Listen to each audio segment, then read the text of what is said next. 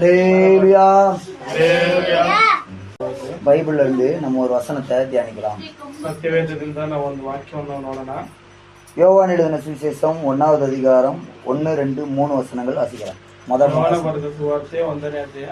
3 வசனம். ಮೊದಲನೇ 1ರಿಂದ 3. ಆದಿಯಲ್ಲಿ ವಾಕ್ಯವಿತ್ತು, ಆ ವಾಕ್ಯವು ದೇವರ ಬಳಿಯಲ್ಲಿತ್ತು, ಆ ವಾಕ್ಯವು ದೇವರಾಗಿತ್ತು. ಆ ವಾಕ್ಯ ಎಂಬುವನು ಆದಿಯಲ್ಲಿ ದೇವರ ಬಳಿಯಲ್ಲಿದ್ದನು. ಆತನ ಮೂಲಕವಾಗಿ ಸಮಸ್ತವು ಉಂಟಾಯಿತು. உண்டாகிற வஸ்துகளில் ஆத்தனில்லதே ஒன்றாದರೂ உண்டாகಲಿಲ್ಲ. ஆமென். ஆதியிலே வார்த்தை இருந்தது. ಆದಿಯಲ್ಲಿ ವಾಕ್ಯವಿತ್ತು, அந்த வார்த்தை தேவனிடத்துல இருந்தது. ಆ ಒಂದು ವಾಕ್ಯವು ದೇವರ ಬಳಿಯಲ್ಲಿತ್ತು, அந்த வார்த்தை தேவனாக இருந்தது. ಆ ವಾಕ್ಯವೇ ದೇವರಾಗಿತ್ತು. நல்லா கவனிக்கணும் நீங்க. ஆதியில வார்த்தை இருந்தது. ಗಮನಿಸಬೇಕು. ಆದಿಯಲ್ಲಿ ವಾಕ್ಯವಿತ್ತು. ஆதியிலே அப்படின்னா வானம் பூமி எல்லாம் உண்டாகிறதுக்கு முன்னால. ಆದಿ ಅಂದ್ರೆ ಏನ್ ಗೊತ್ತಾ? ಈ ಲೋಕವು ಆಕಾಶ ಭೂಮಿ ಎಲ್ಲ ಉಂಟಾಗುವುದಕ್ಕಿಂತ ಮುಂಚೆ ஒரு வார்த்தை இருந்தது. ಒಂದು ವಾಕ್ಯವಿತ್ತು. அந்த வார்த்தை தேவனிடத்துல இருந்தது. ಆ ಒಂದು ವಚನ, ಆ ಒಂದು ವಾಕ್ಯ ದೇವರ ಬಳಿಯಲ್ಲಿತ್ತು. பிற்பாடு அந்த வார்த்தையே தேவனாக மாறியது. ಆದ ನಂತರ ಆ ವಾಕ್ಯವೇ ದೇವರಾಗಿ ಮಾರ್ಪಟ್ಟಿತ್ತು. அப்ப அந்த வார்த்தை அந்த அந்த அந்த வார்த்தையாகிய தேவன் இந்த பூமிக்கு மனுஷனாக வந்தார். ಆ ವಾಕ್ಯ ಎಂಬ ದೇವರು ಈ ಲೋಕದಲ್ಲಿ ಮನುಷ್ಯರಾಗಿ ಬಂದರು. அடுத்து அந்த வார்த்தை மாம்சமானதுன்னு படிக்கிறோம். ಅದೇ ರೀತಿ ಅಲ್ಲಿ ಓದುತ್ತೇವೆ, ಆ ಒಂದು ವಾಕ್ಯ ಮಾಂಸವಾಯಿತು ಅಂತ. 14வது வசனம். அதே யோவான் 1வது அதிகாரம் 14வது வசனம். ಯೋಹಾನ 1ನೇ ಅಧ್ಯಾಯ 14ನೇ ವಚನದಲ್ಲಿ ಈ ರೀತಿ ಹೇಳುತ್ತೆ, ಆ ವಾಕ್ಯ ಎಂಬುವನು ನರವತಾರ ಎತ್ತಿ ನಮ್ಮ ಮಧ್ಯದಲ್ಲಿ ವಾಸ ಮಾಡಿದ್ದನು. ನಾವು ಆತನ ಮಹಿಮೆಯನ್ನು ನೋಡಿದೆವು. ಆ ಮಹಿಮೆಯು ತಂದೆಯ ಬಳಿಯಿಂದ ಬಂದ ಒಬ್ಬನೇ ಮಗನಿಗೆ ಇರತಕ್ಕ ಮಹಿಮೆ. ಆತನ ಕೃಪೆಯಿಂದಲೂ ಸತ್ಯದಿಂದಲೂ ತುಂಬಿದವನಾಗಿದ್ದನು. ಆಮೆನ್. அந்த வார்த்தை மாம்சமாக மாறினது. ಆ ಒಂದು ವಾಕ್ಯವು ಮಾಂಸವಾಗಿ ಮಾರ್ಪಟ್ಟಿತ್ತು. ಯಾರ್ ದೇವನ್? ಯಾರ್ ದೇವರು? ಅದು ನಮ್ಮ இன்னைக்கு தெரிஞ்சுக்கணும். ನಾವಿವತ್ತು ಅದನ್ನ ನಾವು ನೋಡ್ಕೊಳ್ಬೇಕು. எது தேவன்? ಯಾವುದು ದೇವರು? மற்ற இடத்துல எல்லாம் தேவன் அங்க கண்ணுல பார்க்கலாம். ಈ ಲೋಕದಲ್ಲಿ ಇನ್ನು ಅನೇಕ ಕಡೆ ನಾವು ನೀವು ಲೋಕದಲ್ಲಿ ನೋಡಬಹುದು ದೇವರುಗಳನ್ನ. நம்ம கோயிலுக்குலாம் போனோம் அப்படின்னா உள்ளக சாமி இருக்குது, நம்ம கண்ணால பார்க்கலாம். ದೇವಸ್ಥಾನಕ್ಕೆಲ್ಲ ಹೋದ್ರೆ ನೀವು ನೋಡಬಹುದು, ಒಳಗಡೆ ಸ್ವಾಮಿ ಇರ್ತಾರೆ. அதை நம்ம கண்ணால பார்க்க முடியும். ಅದನ್ನ ನೀವು ಕಣ್ಣಲ್ಲಿ ನೋಡ್ತೀರಿ. எத்தனையோ இடங்களுக்கு போய் தெய்வத்தை கண்ணால பார்க்கலாம். ಎಷ್ಟೋ ಜಾಗಗಳಲ್ಲಿ ಧರ್ಮಸ್ಥಳ ಅಲ್ಲಿ ಇಲ್ಲಿ ಎಲ್ಲಾ ಕಡೆ ಹೋಗಿ ಏನ್ ಮಾಡಬಹುದು, ದೇವರುಗಳನ್ನು ನೋಡ್ಕೊಂಡ್ ಬರ್ಬೋದು. ஆனா இங்க வரும்பொழுது இந்த தெய்வத்தை நம்மளால கண்ணால பார்க்க முடியாது. ಆದರೆ ಇಲ್ಲಿ ಬರುವಾಗ ಈ ಒಂದು ದೇವರನ್ನು ನಾವು ಕಣ್ಣಲ್ಲಿ ನೋಡೋದಕ್ಕೆ ಸಾಧ್ಯ ಇಲ್ಲ. நம்முடைய தேவனை இந்த மாம்ச கண்களால பார்க்க முடியாது. ಈ ಮಾಂಸ ಕಣ್ಣಲ್ಲಿ ನಾವೇನ್ ಮಾಡೋದಕ್ಕೆ ಸಾಧ್ಯ ಇಲ್ಲ. ಈ ದೇಹದ ಕಣ್ಣಲ್ಲಿ ನಾವು ದೇವರನ್ನು ನೋಡೋದಕ್ಕೆ ಸಾಧ್ಯ ಇಲ್ಲ. அதுக்கு தான் இங்க வரும்போது நம்ம எப்படி பிரேயர் பண்றோம்? ಅದಕ್ಕೆ ನಾವು ಇಲ್ಲಿ ಬರುವಾಗ ನಾವು ಏನಂತ ಪ್ರಾರ್ಥನೆ ಮಾಡ್ತೇವೆ? கண்ணை மூடி பிரேயர் பண்ணுங்க. ಕಣ್ಣುಗಳನ್ನು ಮುಚ್ಚಿ ಪ್ರಾರ್ಥನೆ ಮಾಡ್ತೇವೆ. இதுவரை கண்ணை திறந்தா பார்க்க முடியாது. ಕಣ್ಣು ನೋಡಿ ನಾವು ನೋಡೋದಕ್ಕೆ ಸಾಧ್ಯ ಇಲ್ಲ. கண்ணை திறந்து பார்த்துக்கிட்டு இருந்தோம்னா நம்ம இவர தெய்வத்தை பார்க்க முடியாது. ಕಣ್ಣನ್ನು ತೆಗೆದುಕೊಂಡಿರುವಾಗ ನಾವು ದೇವರನ್ನು ನೋಡೋದಕ್ಕೆ ಸಾಧ್ಯ ಇಲ್ಲ. நம்முடைய தேவனை நம்ம கண்ணை மூடி மனசு கண்ணை திறந்து தான் பார்க்க முடியும். ಆದ್ರೆ ನಮ್ಮ ದೇವರನ್ನು ನಾವು ಕಣ್ಣುಗಳನ್ನು ಮುಚ್ಚಿ ಮನಸ್ಸಿನಿಂದ ನಾವು ದೇವರನ್ನು ನೋಡಬೇಕಾಗಿದೆ. நம்முடைய தேவன் வார்த்தையாக இருக்கிறார். ನಮ್ಮ ದೇವರು ವಾಕ್ಯವಾಗಿದ್ದಾರೆ. அந்த வார்த்தை தேவனாக இருந்தது. ಆ ವಾಕ್ಯವು ದೇವರಾಗಿತ್ತು. அந்த வார்த்தை உங்களுக்காக எனக்காக மாம்சமா இறங்கி வந்துச்சு. ಆ ಒಂದು ವಾಕ್ಯವು ನಿಮಗೋಸ್ಕರ ನಮಗೋಸ್ಕರ ಅದು ಮಾಂಸವಾಗಿ ಲೋಕದ ಮೇಲೆ ಬಂದಿದೆ. அந்த வார்த்தையை தான் நம்ம பைபிளா கையில வச்சிருக்கிறோம். ಆ ಒಂದು ವಾಕ್ಯನನ್ನೇ ನಾವು ಸತ್ಯವೇದ ಎಂದು ನಾವು ಹಿಡಿದುಕೊಂಡಿದ್ದೇವೆ. இப்ப நம்முடைய தேவன் எங்க இருக்கிறார்? நம்ம தேவர் எಲ್ಲಿದ್ದಾರೆ? இந்த பைபிள்ல இருக்கிறார். பைபிள் எಲ್ಲಿದ್ದಾರೆ? இதுக்கு அதனாலதான் பூமியில இருக்கிற எந்த புஸ்தகத்துக்குமே ஹோலி பரிசுத்தம்ங்கிற பெயர் கொடுக்கப்படவில்லை. பைபிள் ஒண்ணுக்கு தான் பரிசுத்த வேதாகமம் அப்படின்னு சொல்லி கொடுக்கப்படும். ಈ ಲೋಕದಲ್ಲಿ ಎಷ್ಟೋ ಲಕ್ಷಾಂತರ ಎಷ್ಟೋ ಕೋಟ್ಯಾಂತರ ಪುಸ್ತಕಗಳಿದ್ದಾರೆ. ಆದ್ರೆ ಯಾವುದಕ್ಕೂ ಕೂಡ ಪರಿಶುದ್ಧ ಪುಸ್ತಕ ಎಂದು ಕೊಡಲಿಲ್ಲ. ಆದ್ರೆ ಒಂದೇ ಒಂದು ಪುಸ್ತಕ, ಅದೇ ಬೈಬಲ್. ಅದಕ್ಕೆ ಪರಿಶುದ್ಧ ಸತ್ಯವೇದ, ಪರಿಶುದ್ಧ ವೇದ ಅಂತ. ஏன்னா இதுல தேவன் இருக்கிறார். ಯಾಕೆಂದರೆ ಈ ಒಂದು ವಾಕ್ಯದಲ್ಲಿ ಯಾರಿದ್ದಾರೆ? ದೇವರಿದ್ದಾರೆ. இந்த பைபிள்ல இருக்கிற ஒவ்வொரு வசனத்திலையும் தேவன் இருக்கிறார். ಈ ವಾಕ್ಯದಲ್ಲಿರುವಂತ ಒಂದೊಂದು ವಚನದಲ್ಲಿ ದೇವರಿದ್ದಾರೆ. அவர் வார்த்தையா இருக்கிற தேவன். ಅವರು ವಾಕ್ಯವಾಗಿರುವಂತ ದೇವರು. இந்த வார்த்தையை அனுப்பி குணமாக்குகிறார் பைபிள்ல படிக்கிறோம். ವಾಕ್ಯವನ್ನು ಕಳಿಸಿ ಗುಣಪಡಿಸುವಂತ ದೇವರಾಗಿದ್ದಾರೆ. 107வது சங்கீதத்தில் நம்ம படிக்கும் பொழுது 107ನೇ ಕೀರ್ತನೆಯಲ್ಲಿ ಓದುವಾಗ அவர் தமது வசனத்தை அனுப்பி அவர்களை குணமாக்குகிறார். ಅವರು ತನ್ನ ವಾಕ್ಯವನ್ನು ಕಳಿಸಿ ಗುಣಪಡಿಸುವಂತನಾಗಿದ್ದಾನೆ. அந்த வசனம் என்னவா இருக்கு? ಆ ವಾಕ್ಯವು ಏನಾಗಿದೆ? அந்த வசனம் தான் தேவனாக இருக்கிறது. ಆ ವಾಕ್ಯವೇ ದೇವರಾಗಿದೆ. 107வது சங்கீதம் 20வது வசனம். 107ನೇ ಕೀರ್ತನೆ 20ನೇ ವಚನ. ಆತನು ದೂತನನ್ನು ಎಂಬಂತೆ ತನ್ನ ವಾಕ್ಯವನ್ನು ಕಳುಹಿಸಿ ಅವರನ್ನು ಗುಣಪಡಿಸಿದ್ದನು. பாத்தீங்களா, ஆண்டவர் அவருடைய வார்த்தையை அனுப்பி குணமாக்குறார். இந்த வார்த்தை தான் தேவன். ನೋಡಿ, ಯೇಸು ಸ್ವಾಮಿ ಆ ದೂತನನ್ನು ಕಳಿಸಿ ಆ ವಾಕ್ಯವನ್ನು ಏನ್ ಮಾಡ್ರು, ವಾಕ್ಯವನ್ನು ಕಳಿಸಿ ಅವರನ್ನು ಗುಣಪಡಿಸಿದ್ರು. ஆண்டவர் தம்முடைய வார்த்தையை அனுப்பி குணமாக்குகிறார். ದೇವರು ತನ್ನ ವಾಕ್ಯವನ್ನು ಕಳಿಸಿ ಗುಣಪಡಿಸುವಂತ. இந்த வார்த்தை தேவனாக இருக்கிறது, இது நமக்கு ஜீவனாக இருக்கிறது. ಆ ವಾಕ್ಯವು ದೇವರಾಗಿದೆ, ಆ ವಾಕ್ಯವು ನಮಗೆ ಜೀವವಾಗಿದೆ. நம்முடைய தேவன் எங்க இருக்கிறாருன்னு யாராவது கேட்டாங்கன்னா எங்க பைபிள்ல இருக்கிறாருன்னு சொல்லுங்க. ನಿಮ್ಮ ದೇವರು ಎಲ್ಲಿದ್ದಾರೆ ಅಂತ ಕೇಳುವಾಗ ನೀವು ಏನಂತ ಹೇಳ್ಬೇಕು? ನಮ್ಮ ದೇವರು ಸತ್ಯವೇದದಲ್ಲಿ. இதுல இருக்கிற ஒவ்வொரு வசனமும் எங்களுடைய தேவன் தான். ಇದರಲ್ಲಿರುವಂತ ಒಂದೊಂದು ವಚನ ಕೂಡ ನಮಗೆ ದೇವರಾಗಿದೆ. சில சர்ச்சில எல்லாம் போய் பாத்தீங்கன்னா பிக்சர் எதுவுமே இருக்காது, வசன வாக்கியம் மட்டும் இருக்கும். ನೀವು ಕೆಲವೊಂದು ಸಭೆಗಳಲ್ಲಿ ಹೋಗಿ ನೋಡುವಾಗ ಯಾವ ರೀತಿಯಾದ ಯೇಸು ಸ್ವಾಮಿ ಫೋಟೋ ಇರೋದಿಲ್ಲ, ಏನಿರ್ತದೆ, ವಾಕ್ಯನೇ ಇರ್ತದೆ ಎಲ್ಲ ಕಡೆ. அப்ப அந்த வாக்கியம் தான் தேவனாக இருக்கிறார். ಆ ವಾಕ್ಯವೇ ದೇವರಾಗಿದೆ. அப்ப நம்ம வீட்டுல ஒரு போர்டு வாங்கி, வசன போர்டு வாங்கி வச்சு அதுக்கு நம்ம மாலை போட்டு அதை வணங்கலாமா? ಹಾಗಾದ್ರೆ ನೀವು ವಾಕ್ಯನೇ ದೇವರ ನಿಲ್ಲಿಸ್ತನಕ ಒಂದು ವಾಕ್ಯವನ್ನು ಬರ್ಬಿಟ್ಟು ಒಂದು ಬೋರ್ಡ್ ಹಾಕ್ಬಿಟ್ಟು ಅಲ್ಲೊಂದು ಇದು அதுக்கு ஒரு மாலை போட்டு அதுக்கு ஒரு மாலை போட்டு அதுக்கு முன்னால போய் டெய்லி பண்ணி பிரேயர் பண்ணலாமா? ವಾಕ್ಯನ ಬರ್ಬಿಟ್ಟು ಅದನ್ನ ಹೋಗಿ ಒಂದು ಬೋರ್ಡ್ ಅಲ್ಲಿ ಹಾಕ್ಬಿಟ್ಟು ಪೂಜೆ ಮಾಡಕ್ಕಾಗುತ್ತಾ? தேவன் வெளியல்ல, ದೇವರು ಹೊರಗಡೆ ಇಲ್ಲ. அந்த வார்த்தை நமக்கு உள்ள போகணும். ಆ ವಾಕ್ಯವು ನಮ್ಮ ಹೃದಯದ ಒಳಗಡೆ ಹೋಗಬೇಕು. நம்ம கேட்கிற இந்த வார்த்தை தான் தேவனாக இருக்கிறார். ನಾವು ಕೇಳುವಂತ ಈ ವಾಕ್ಯವೇ ದೇವರಾಗಿದೆ. இதுலதான் இயேசு தங்கி இருக்கிறார். ಇದರಲ್ಲೇ ಯೇಸು ಸ್ವಾಮಿ ಜೀವಿಸ್ತಾ ಇದ್ದಾರೆ. இந்த வார்த்தை நம்ம இருதயத்துக்கு உள்ள போகணும். ಈ ಒಂದು ವಾಕ್ಯ ನಮ್ಮ ಹೃದಯದ ಒಳಗಡೆ ಹೋಗಬೇಕು. அப்படி போகும்பொழுது தேவன் உங்க இருதயத்துக்குள்ள வருகிறார். ಆ ರೀತಿಯಾಗಿ ಹೋಗುವಾಗ ದೇವರು ನಿಮ್ಮ ಹೃದಯದಲ್ಲಿ ಬರ್ತಾರೆ. ஆதியில வார்த்தை இருந்தது, ಆದಿಯಲ್ಲಿ ವಾಕ್ಯವಿತ್ತು, அந்த வார்த்தை தேவனிடத்துல இருந்தது, ಒಂದು ವಾಕ್ಯ ದೇವರ ಬಳಿಯಲ್ಲಿ ಇತ್ತು, அந்த வார்த்தை தேவனாக இருந்தது, ಆ ಒಂದು ವಾಕ್ಯ ದೇವರಾಗಿತ್ತು, அந்த வார்த்தையே இயேசுவாக இந்த பூமிக்கு இறங்கி வந்தது, ಒಂದು ವಾಕ್ಯವೇ ಯೇಸು ಸ್ವಾಮಿಯಾಗಿ ಲೋಕದ ಮೇಲೆ ಬಂದಿದೆ. இன்னைக்கும் இந்த வார்த்தையாக தான் சாமி நம்ம மத்தியில ஜீவிச்சுக்கிட்டு இருக்கிறார். ಇವತ್ತಿಗೂ ಈ ವಾಕ್ಯವಾಗಿಯೇ ದೇವರು ನಮ್ಮ ಮಧ್ಯದಲ್ಲಿ ಜೀವಿಸ್ತಾ ಇದ್ದಾರೆ. இன்னைக்கு பரிசுத்த ஆவியானவர் இந்த வார்த்தையை கொண்டுதான் ஒவ்வொரு இடத்துல இடைபடுகிறார், ஒருத்தர் பேசிக்கிட்டு இருக்கிறார். ಈ ಅದೇ ರೀತಿಯಾಗಿ ಪರಿಶುದ್ಧವಾದ ದೇವರು ಈ ಒಂದೊಂದು ಪರಿಶುದ್ಧವಾದ ವಾಕ್ಯಗಳನ್ನ ಇಟ್ಕೊಂಡು ಎಲ್ಲಾ ಕಡೆ ಬೋಧನೆ ಮಾಡ್ತಾರೆ. ಇಲ್ಲ, ಪವಿತ್ರಾತ್ಮ ದೇವರು ಈ ವಾಕ್ಯ ಮೂಲಕನೇ ನಿಮ್ಮ ಜೊತೆಗೆ ಮಾತಾಡ್ತಾ ಇದ್ದಾರೆ. ಪರಿಶುದ್ಧ ಆವಿಯಾನவர் இந்த வார்த்தையை கொண்டு உங்களோட பேசிக் கொண்டிருக்கிறார். ಪವಿತ್ರಾತ್ಮ ದೇವರು ಈ ವಾಕ್ಯದ ಮುಖಾಂತರ ನಿಮ್ಮಲ್ಲಿ ಮಾತಾಡ್ತಾ ಇದ್ದಾರೆ. இந்த வார்த்தையை கொண்டு நம்மோடு பேசுகிறார். ಈ ವಾಕ್ಯವನ್ನು ಇಟ್ಕೊಂಡು ನಮ್ಮ ಬಳಿ ಮಾತಾಡ್ತಾ ಇದ್ದಾರೆ. சோர்ந்து போயிருக்கிறீங்களா? ಸೋತು ಹೋಗಿದ್ದೀರಾ? கண்ணீர் விட்டுக்கிட்டு இருக்கிறீங்களா? ಕಣ್ಣೀರಲ್ಲಿದ್ದೀರಾ? அந்த நேரத்துல பைபிள் எடுத்து திறந்து பாருங்க. ಈ ವಾಕ್ಯವನ್ನು ತೆಗೆದು ನೋಡಿರಿ. அந்த நேரத்துல வசனத்தை படிங்க. ಆ ಒಂದು ಸಮಯದಲ್ಲಿ ವಾಕ್ಯವನ್ನು ಓದಿರಿ. இதுல இருந்து சாமி நம்மகிட்ட பேசுவார். ಇದರಿಂದ ದೇವರು ನಮ್ಮ ಬಳಿಯಲ್ಲಿ ಮಾತಾಡ್ತಾರೆ. இந்த வசனம் நம்ம கிட்ட பேசும். ಈ ಒಂದು ವಾಕ್ಯ ನಮ್ಮ ಬಳಿಯಲ್ಲಿ ಮಾತಾಡುತ್ತದೆ. எப்படி ஒரு மனுஷனும் பேசுறோமோ அதே போல நானும் பைபிளும் பேசிக்கிட்டு இருப்போம். அப்படி ಹೇಗೆ ಒಂದು ಮನುಷ್ಯನು ಮಾತಾಡುತ್ತಾನೋ ಹಾಗೆ ವಾಕ್ಯವು ನಾವು ಮಾತಾಡ್ತಾ ಇರ್ತೇವೆ. நீங்க ஏசாயா, எரேமியா இந்த மாதிரி தீர்க்க தரிசன புத்தகங்கள் எல்லாம் படிச்சு பாத்தீங்கன்னா, ಯೆಶಾಯ, ಯೆರೆಮೀಯ ಎಂಬ ಈ ಪ್ರವಾದಿಗಳ ಪುಸ್ತಕಗಳನ್ನು ಓದುವಾಗ ಅದ படிச்சு பாத்தீங்கன்னா ஆண்டவர் நம்ம கிட்ட டைரக்டா பேசுவார். ಅಲ್ಲಿ ಓದುತ್ತಾ ಇರುವಾಗ ದೇವರು ನಮ್ಮ ಬಳಿಯಲ್ಲಿ ಡೈರೆಕ್ಟ್ ಆಗಿ ಮಾತಾಡ್ತಾರೆ. நீ என்னை விட்டு தூரம் போயிட்ட, ನೀನ್ ನನ್ನ ಬಿಟ್ಟು ದೂರ ಹೋಗಿದ್ಯಾ, நீ எனக்கு துரோகம் பண்ணிட்ட, ನೀನ್ ನನಗೆ ದ್ರೋಹ ಮಾಡಿದ್ಯಾ, நீ மனம் திரும்புறதுக்கு இன்னும் எவ்வளவு நாள் ஆகும், ನೀನು ಮನ ತಿರುಗೋದಕ್ಕೆ ಇನ್ನು ಎಷ್ಟು ದಿವಸ ಆಗುತ್ತದೆ. இப்படில சாமி எரேமியா, ஏசாயா அந்த புத்தகங்களை நம்ம கிட்ட டைரக்டா பேசுவார். ಯೆರೆಮೀಯ, ಯೆಶಾಯ ಇವೆಲ್ಲ ಒಂದು ಪುಸ್ತಕ, ಪ್ರವಾದನೆಯ ಪುಸ್ತಕ ನಮ್ಮನ್ನು ಡೈರೆಕ್ಟ್ ಆಗಿ ಮಾತಾಡ್ತಾರೆ. அப்ப நம்ம சோர்ந்து போயிருக்கிற நேரத்துல, நம்ம அழுக வர நேரத்துல, நமக்கு கஷ்டம் வர நேரத்துல நம்ம பைபிள் எடுத்து படிக்கணும். ನಾವು ಸೋತು ಹೋಗಿರುವಂತ ಸಮಯದಲ್ಲಿ, ಕಣ್ಣೀರಲ್ಲಿ ಇದ್ದಂತ ಸಮಯದಲ್ಲಿ, ಕಷ್ಟಗಳು ಬರುವಂತ ಸಮಯದಲ್ಲಿ ವಾಕ್ಯವನ್ನು ಎತ್ತು ಓದಬೇಕು. அப்படி இல்லைன்னா ஆண்டவருடைய சமூகத்துல உட்கார்ந்து ஜெபம் பண்ணணும். ಇಲ್ಲಾಂದ್ರೆ ನಾವು ದೇವರ ಸಮ್ಮುಖದಲ್ಲಿ ಬಂದು ಪ್ರಾರ್ಥನೆ ಮಾಡಬೇಕು. வார்த்தையா இருக்கிற தேவனே இறங்கி வாங்கப்பா, ವಾಕ್ಯವಾಗಿರುವಂತ ದೇವರೇ ಇಳಿದು ಬಾ ಸ್ವಾಮಿ, எனக்காக ஒரு வார்த்தையை அனுப்புங்க ராஜா, ನಮಸ್ಕಾರ ಒಂದು ವಾಕ್ಯವನ್ನು ಕಳಿಸು ಸ್ವಾಮಿ, என்னுடைய இந்த சூழ்நிலையை மாற்றும்படியாக. ನನ್ನ ಈ ಒಂದು ಪರಿಸ್ಥಿತಿಯನ್ನು ಬದಲಾಯಿಸು. நம்ம இது சாதாரண ஒரு வார்த்தை நினைக்கிறோம், இது எத்தனை பேருடைய உயிரை காப்பாத்திருக்கு தெரியுமா? ನಾವು ಅನ್ಕೊಂಡ್ಬೋದು ಇದು ಒಂದು ಸಾಮಾನ್ಯವಾದ ಒಂದು ವಾಕ್ಯ ಅಂತ. ಈ ಒಂದು ವಾಕ್ಯ ಎಷ್ಟು ಜನ ಪ್ರಾಣವನ್ನು ಕಾಪಾಡಿದೆ ಗೊತ್ತಾ? நான் ட்ரைனிங் சென்டர்ல இருக்கும்போது என் கூட ஒரு ஹிந்தி பிரதர் இருந்தார். ನಾನು ಒಂದು ಟ್ರೈನಿಂಗ್ ಅನ್ನು ಮಾಡುವಾಗ ನಮ್ಮ ಕೂಡ ಒಂದು ಹಿಂದಿ ಒಂದು ವ್ಯಕ್ತಿ ಇದ್ದಾರೆ, ஹிந்தி பிரதர், ஹிந்தி ஊழியக்காரர் ஒருத்தர் இருந்தார், ಒಂದು ಹಿಂದಿ ಸೇವಕರು ಇದ್ದರು. அவர் பாத்தீங்கன்னா அவர் பேர் வந்து பாதல் குமார். ಅವರ ಹೆಸರು ಬಾದಲ್ ಕುಮಾರ್. அப்ப அவர் பாத்தீங்கன்னா அவர் ஒரு நாள் அவரோட டெஸ்டிமனியை வந்து ஒரு மீட்டிங்ல எந்திரிச்சு சொன்னார், அவருடைய சாட்சியை சொன்னார்.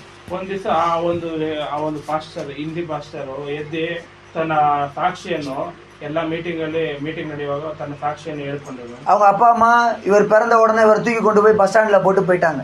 ಅವ್ರ ಅಪ್ಪ ಅಮ್ಮ ಇವ್ರು ಹುಟ್ಟಿದ ತನಕನೇ ತೆಗೆದುಕೊಂಡು ಹೋಗಿ ಒಂದು ಬಸ್ ಸ್ಟ್ಯಾಂಡ್ ಅಲ್ಲಿ ಹಾಕಿ ಹೋಗ್ತಾರಂತೆ.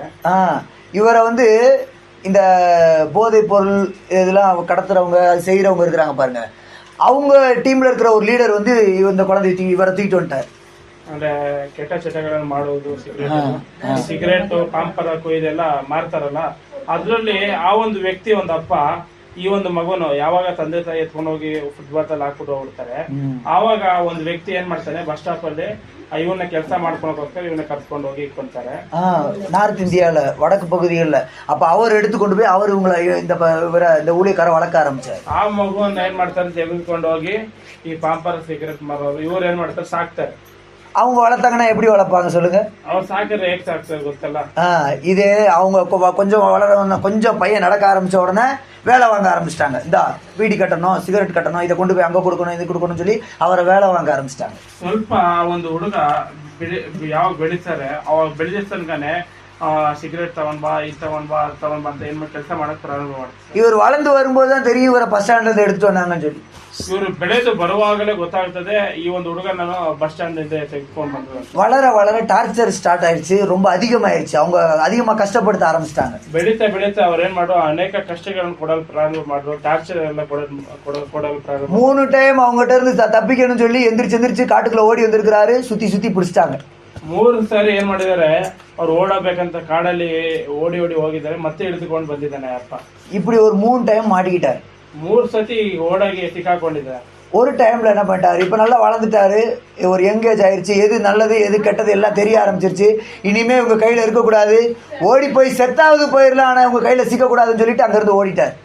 ಅಲ್ಲಿ ಆಮೇಲೆ ಒಂದು ಬೆಳೆದು ಒಂದು ಜ್ಞಾನ ಎಲ್ಲ ಬಂದಾದ ಮೇಲೆ ಇನ್ನು ಇವ್ರ ಹತ್ರ ಇರಬಾರ್ದು, ಸುಮ್ಗೆ ಹಿಂಸೆ ಕೊಡ್ತಾರೆ, ಇಲ್ಲಿ ಇರೋದಕ್ಕೆ ಸಾಧ್ಯ ಇಲ್ಲ ಅಂತ, ನಾನು ಹೆಂಗಾರು ಓಡಕ್ ಸತ್ತೋಗ್ಬಿಡ್ಬೇಕು, ಆದ್ರೆ ಇಲ್ಲಿ ಮಾತ್ರ ಇರಬಾರ್ದು ಅಂತ ಏನ್ ಮಾಡ್ತಾರಂತೆ ಅಲ್ಲಿಂದ ಇದು ಓಡಾಡ್ಬಿಡ್ತಾರೆ. அந்த கிராமத்துல இருந்து சிட்டிக்கு வந்துட்டாரு, பட்டணத்துக்கு. ಆ ಒಂದು ಊರಿಂದ ಒಂದು ಸಿಟಿಗೆ ಬಂದ್ಬಿಡ್ತಾರೆ. அப்ப அங்க வந்து அங்க ரயில்வே ட்ராக்ல நடந்து போயிட்டு இருக்காரு. ಅಲ್ಲಿ ಒಂದು ರೈಲ್ವೆ ಟ್ರ್ಯಾಕ್ ಅಲ್ಲಿ ನಡ್ಕೊಂಡು ಹೋಗುತ್ತಾರೆ.